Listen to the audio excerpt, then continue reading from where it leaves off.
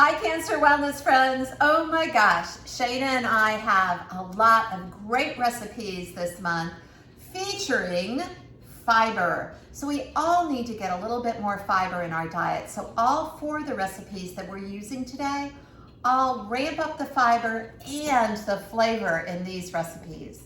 First off, we have a spinach and artichoke dip. Yes, spinach and artichoke dip. But I'm adding in other fiber-rich items, ingredients, that are gonna make this dip really, really good, and so good, in fact, you don't even have to worry about eating the spinach and artichoke dip. And so this is an easy, super easy recipe, and let's get right to it. So the first thing we're gonna do is we have 2 cloves of garlic right here. And I'm gonna start off by putting those garlic cloves into a little food processor and zhuzhing it up.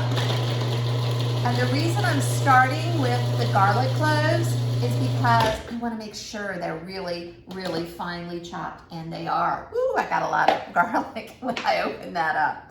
Next up, I'm gonna put some Parmesan cheese. Now, about 2 or 3 tablespoons of Parmesan, and the Parmesan just needs to be in chunks because, again, I'm going to put it right into my little food processor, and it's going to take away me having to grate that Parmesan. And yes, this is Parmesan Reggiano. So,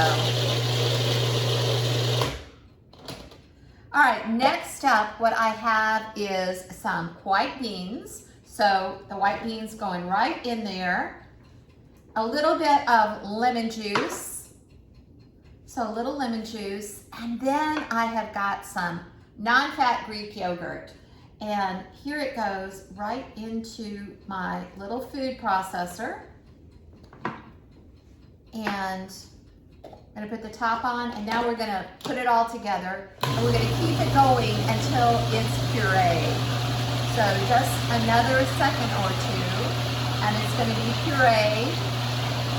And it's going to have all that cheesy goodness from the Parmesan, the garlic, garlicky garlic.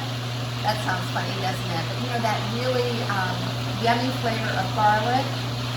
And that looks just about perfect. Now I'm going to take the rest of my ingredients, which I'm going to just slide right over here. And I'm going to take my food processor, and I'm going to dump this mixture that I just put together into our little casserole dish. And you can make this in individual casserole dishes if you want. Cook them, let them cool, and then put them in the freezer so you have a fun little, better for you, fiber-rich artichoke and spinach dip. And those beans are bringing on the fiber, as well as artichokes have a lot of fiber in them too. That's good news, isn't it? I love artichokes. I love what they call artichokes in Italy. You know what they call them? Carcaccioli. That's a fun word to say, isn't it? All right, so now I have some just coarsely chopped spinach that I'm gonna put in about 4 cups. And this is just raw spinach, but it's gonna cook in the oven with all the other ingredients. I have a couple of cups of chopped, water-packed artichoke hearts. Now, if you can find frozen artichoke hearts, sometimes I have a hard time, so just you can use the water-packed ones here. And then I have about a tablespoon or so of parsley, a couple other things here. I've got some dried thyme. And then last but not least, of course, I'm going to put in some yummy, yummy, freshly ground black pepper. And I like this pepper grinder because it really gives me a lot of pepper for every single little turn. And then I'm going to put some sea salt in here. So now all I'm going to do is stir this up. Ooh, I'm getting messy. I'm going to stir this up. I have my oven on 350. It's already preheating. And I'm not going to have you watch me get it all together, but note that I put it in the same casserole dish that I'm going to serve it in.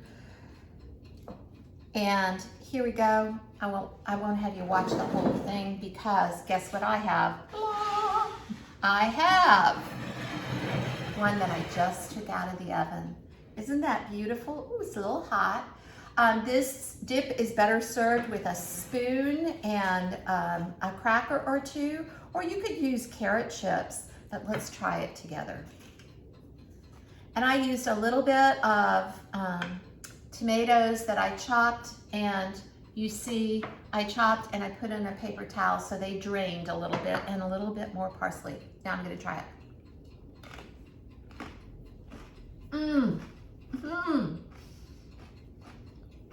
So good. I hope you enjoy this recipe, and if you make it, let Shane and I know. So until the next fiber-rich recipe, bye.